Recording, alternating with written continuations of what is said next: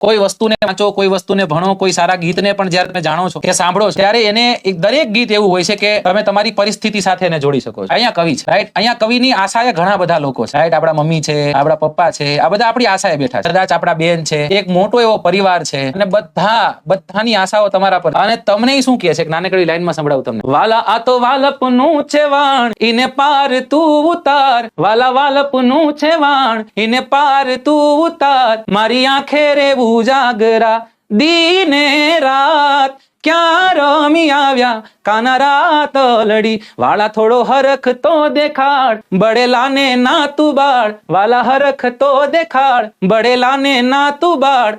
મારી આંખે રેવું જાગરા દીને રાત, ક્યાં રમી આવ્યા કાના રાત લડી. એવું આ બધા અહીંયા જેટલા જોવા મળે ને એ બધા તમારી આશાએ ઉભા છે.